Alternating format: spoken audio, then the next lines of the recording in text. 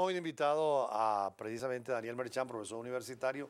Oíamos, comentábamos la declaración de la señora cancillera de Venezuela. Pareciera que el gobierno, que fue muy suave frente a Guyana durante mucho tiempo, ahora tiene una línea bastante dura en la defensa de un territorio que es nuestro, 150.000 kilómetros, y una proyección al mar que es muy importante, que es el Atlántico. Usted como profesor universitario, ¿cómo ve la situación en este momento? Sí, pero primero que todo, feliz tarde y una vez más un placer estar acá en Brújula Internacional.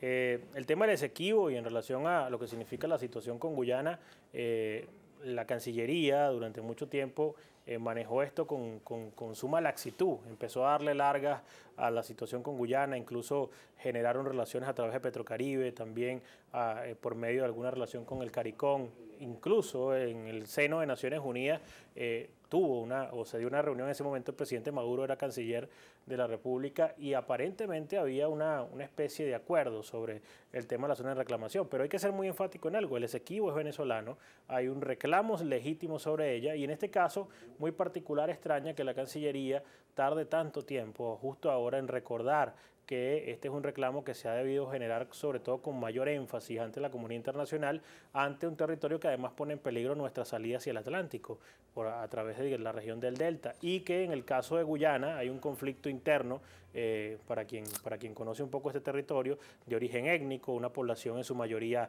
de origen hindú, otra mayoría de origen afrodescendiente, que mantienen por supuesto constantes conflictos y además tienen peligro no solamente la zona que colida con Venezuela, sino también la que colía con Surinam, por lo que antes era un territorio holandés. Se ha hablado de que para Guyana no es válido el laudo arbitral de 1899 y por lo tanto los límites están establecidos.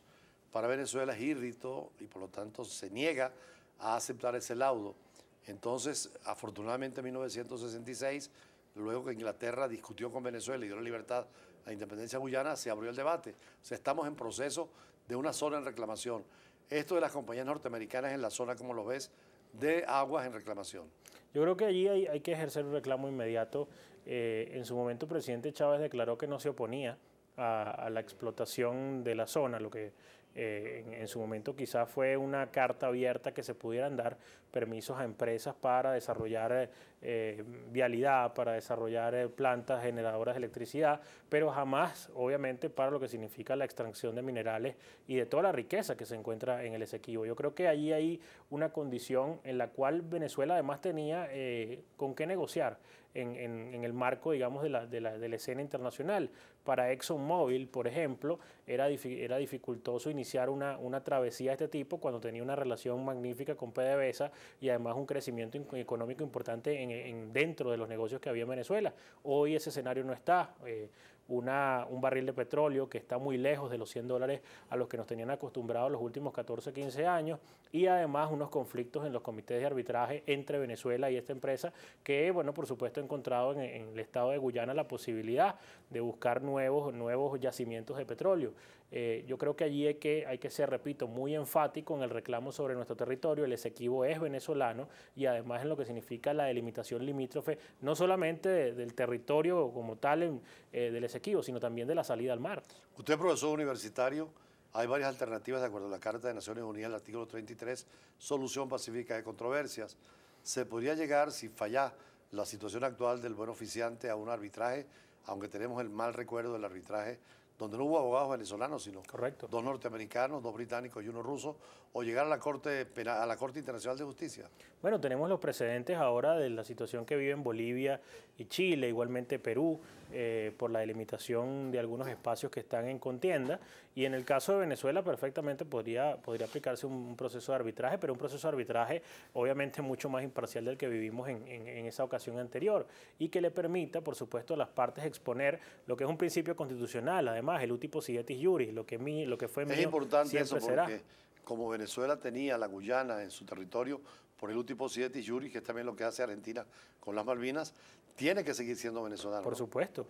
Y ante eso, el reclamo sobre el Esequibo para los venezolanos es perfectamente legítimo, forma parte de nuestro territorio. Lo que quizás ha generado mayor confusión en el territorio particular, es un error de parte y parte, tanto de Venezuela en poblar dicho territorio, como en el caso de Guyana, donde la mayoría de la población se concentra en Georgetown, su capital, y las zonas rurales están digamos, en pleno abandono. Y esto deja que exista una libre interpretación del territorio Esequibo, pero repito, es 100% venezolano. ¿Cómo compara usted esta situación con la de Argentina, que no hay foro internacional donde no reclamen las Malvinas?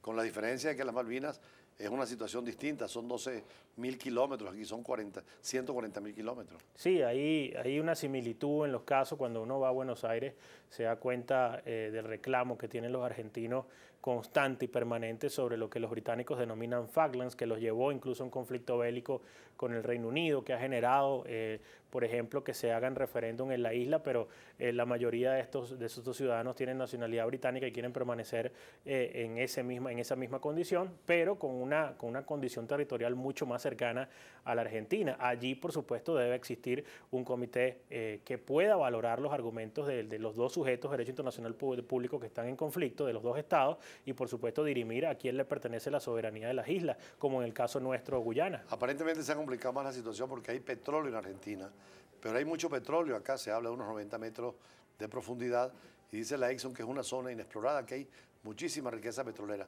¿Eso agrava el problema de discusión? Claro, cuando existen este tipo de recursos minerales, también yacimientos petroleros y por supuesto la potencialidad geopolítica que tienen países como los nuestros, por ejemplo el caso venezolano, ubicados geográficamente de una manera, digamos a veces bendecida por la providencia, al lado del canal de Panamá, cercano al mercado del Pacífico, con salida hacia el Atlántico, arriba los Estados Unidos, una de las grandes potencias de la economía internacional, por supuesto se generan estos conflictos de territorialidad y por supuesto de explotación de recursos. ¿Por qué el Caribe, que le dimos tanto beneficio petrolero, lo que es la Unión de Estados del Caribe, apoyan a Guyana? Incluso Cuba parece que siempre ha apoyado mucho a Guyana, dejando al lado de Venezuela, ¿no? Bueno, parece que la utilización, digamos, de la geopolítica del petróleo a lo largo de los años ya no favorece a Venezuela.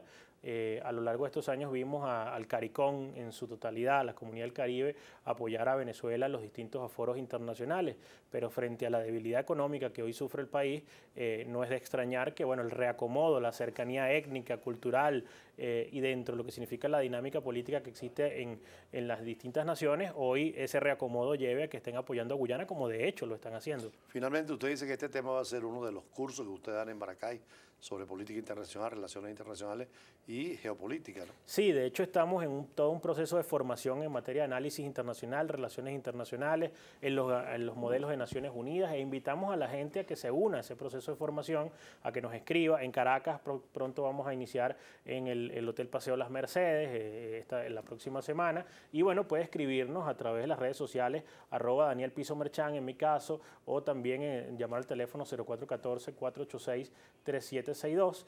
Además estamos en Maracay, en Valencia, también estaremos pronto en Nueva Esparta. Escríbanos que por supuesto la formación... Hay un evento en Nueva Esparta pronto, ¿qué día es? Sí, tenemos el Congreso de Ciencias Políticas y Estudios Internacionales a partir del 25 de este mes. ¿Pueden inscribirse todavía los jóvenes? Pueden inscribirse a través de la página de www.unieventosgroup o escribirme a mi Twitter, repito, @DanielPisoMerchan.